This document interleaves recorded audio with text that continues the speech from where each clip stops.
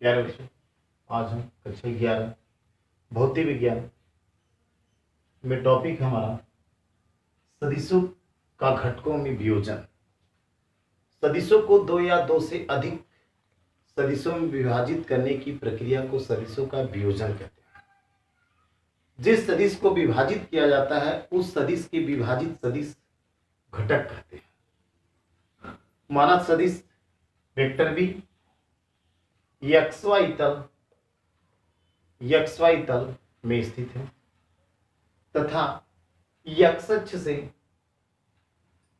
Theta कोण बनाता है और x व y अक्ष के अनुदिश अभिलंब सदिश क्रमशः bx by हो तो x तथा y अक्ष के अनुदिश एकांक सदिश i cap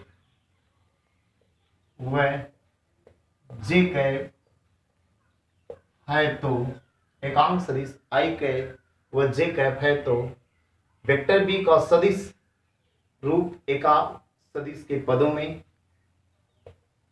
bx i by j cap इसलिए vector b equal to bx i cap by j cap. ये हमारा समीकरण नंबर 1 हो गया। अतः त्रिभुज OAP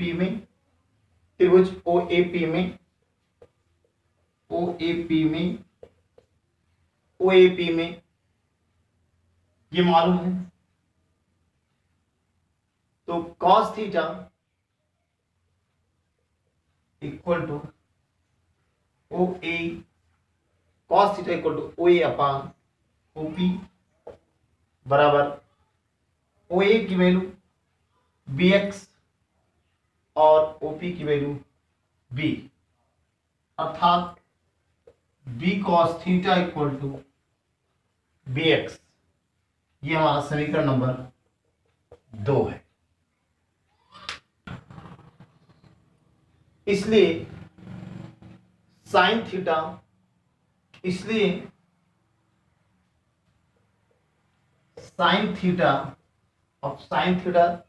तो साइन थीटा हो जाएगा हमारा PA अपान OP और PA की वैल्यू हमारे पास है BY और OP की वैल्यू है B। तो हम इसको लिख सकते हैं तिर्यक गुणा करके B sine theta equal to BY, समीकरण नंबर 2। समीकरण 2 ये हमारा समीकरण नंबर 3। समीकरण नंबर 3, समीकरण 2 और 3 का वर्ग करके जोड़ने पर समीकरण 2 और 3 का वर्ग करके जोड़ने पर, जब वर्ग करके जोड़ते हैं 2 और 3 को, हमारे पास इसका वर्ग करेंगे bx का स्क्वायर by का स्क्वायर इक्वल टू, इधर b है ये b स्क्वायर का स्क्वायर थीटा हो जाएगा, ये b square sine square theta हो जाएगा। b कॉमन हो जाएगा b स्क्वायर तो sine square theta plus cos square, और sine square theta plus cos square theta का मान 1 होता है, अर्थात केवल b स्क्वायर बचेगा।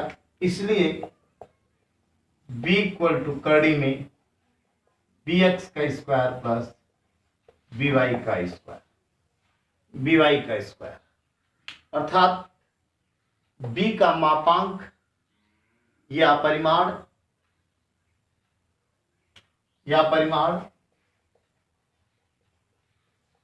बराबर क्या होगा, कड़ी में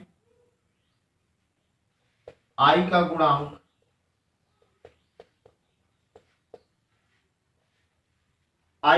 का स्क्वायर,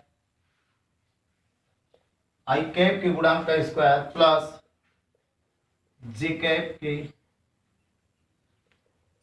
गुणांक का स्क्वायर जे कैप के गुणांक का स्क्वायर। समीकरण 3 को 2 से भाग देने पर, समीकरण 3 को 2 से भाग देने पर, जब 3 को 2 से भाग देते हैं तो हो जाएगा b साइन थीटा बटे b cos theta, b sine theta बटे b cos theta equal to B Y upon B X. b से b कट गया, साइन थीटा बटे कॉस थीटा होता है tan theta, tan theta equal to B Y upon B X, अर्थात theta equal to tan inverse B Y upon B x.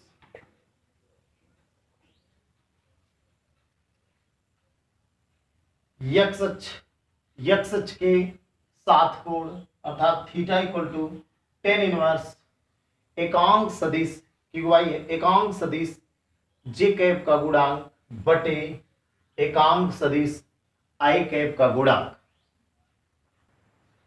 अगला point है हमारा, अगला पॉइंट है सदिशों के योग तथा अंतर के लिए वियोजन विधि। माना सदिश वेक्टर p तथा वेक्टर q के xh, yh तथा zh के अनुदिश घटक px, py, pz, px, py, pz तथा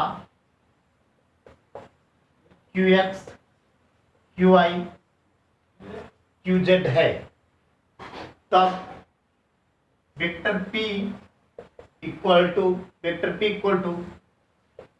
px i cap, py j cap, pz k cap और vector q equal to qx i cap, qy j cap, qz k cap.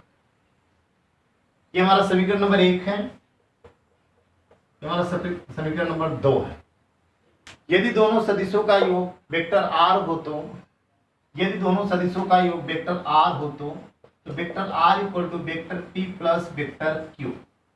Vector p का मान है, ये vector q का मान है, ये दोनों को साथ जोड़ देते हैं, हमें मिलेगा क्या, px प्लस qx, i बाहर हो जाएगा, i कैप प्लस py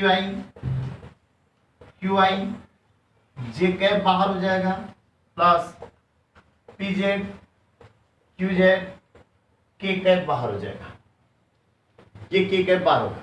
यदि परिणामी वेक्टर r के x अक्ष, y अक्ष तथा z अक्ष के अनुदिश घटक rx, ry, rz हो तो वेक्टर r इक्वल टू हमें मिलेगा तब rx i cap, ry j cap, rz k cap.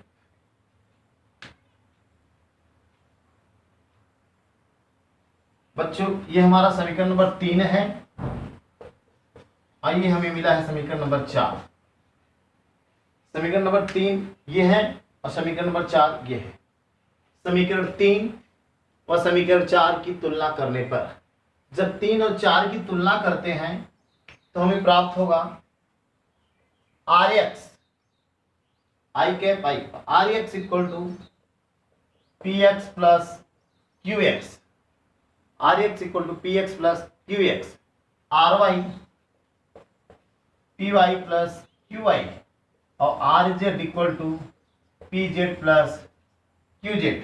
जब समीकरण नंबर 3 और 4 की तुलना करते हैं तो जब तुलना करेंगे तो i दोनों में ये px plus qx equal to rx, py plus qy equal to ry और pz plus qz equal to rz, यहाँ पे हम लेके आ सकते। इसके बाद यदि दोनों सदिशों का अंतर वेक्टर यस हो तो, यदि दोनों सदिशों का अंतर वेक्टर यस हो तो, अब अगर अंतर हम ज्ञात करते हैं हम यहाँ पे वेक्टर यस कर दिए, ये हमारा अंतर हो जाएगा। दोनों सदिशों का अंतर वेक्टर यस हो तो p minus q, vector p minus vector q अब जब P माइनस क्यू हो जाएगा तो हमें